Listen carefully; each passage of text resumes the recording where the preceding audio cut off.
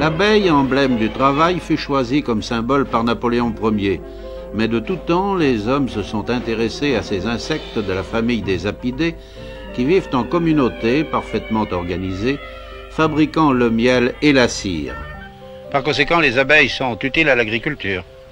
Oui, les abeilles et les insectes de la même famille. Ils ont l'ensemble des abeilles, si vous voulez. Bien sûr, on peut dire que sans abeilles, il n'y aurait pas de production de graines.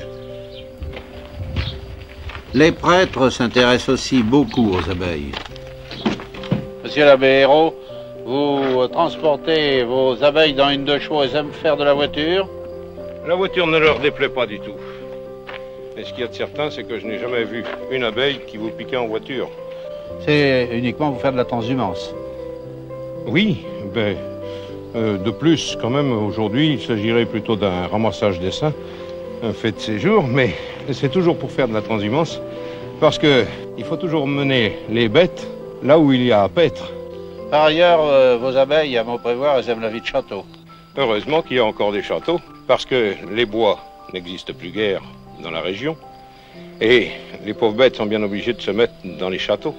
Alors, que ce soit à Larreau, que ce soit à Saint-Martin-Lard, chez Moutot, à Combourg, eh bien, on trouve des abeilles dans les murs. Vous faites de l'apiculture, pour vous, c'est un dérivatif?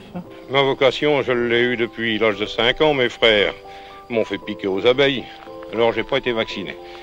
Mais si je le fais, comme beaucoup d'autres prêtres, c'est que on a beaucoup à méditer sur le travail des abeilles.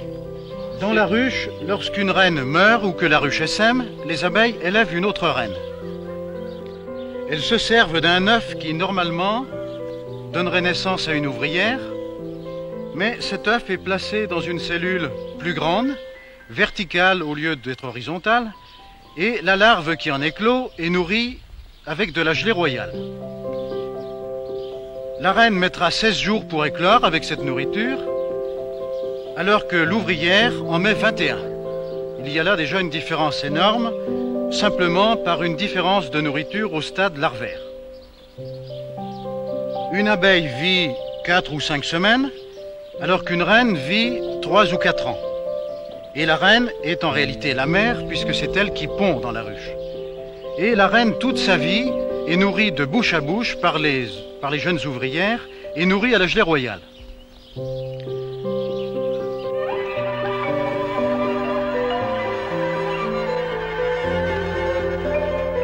La mère des abeilles est donc une reine. Pourquoi? Eh bien, parce que toute sa vie, elle est entourée d'une véritable cour.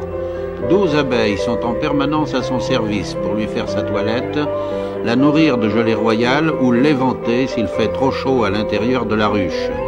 Tout cela sans gêner sa ponte et qui permet de maintenir le nombre de travailleuses.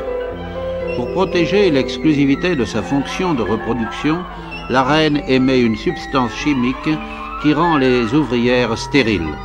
Toutefois, certaines échappent à la stérilité, ce qui facilite les essaimages. Si vous voulez, prendre le pollen sur une plante et puis le transporte sur une autre.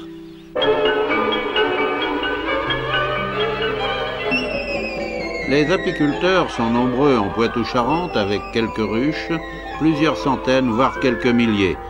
Pour tous au printemps, le même problème, surveiller la formation des essaims pour augmenter leur production ou maintenir l'équilibre par suite de mortalité due à un hiver trop rigoureux, aux intempéries, tornades, orages ou pluies diluviennes.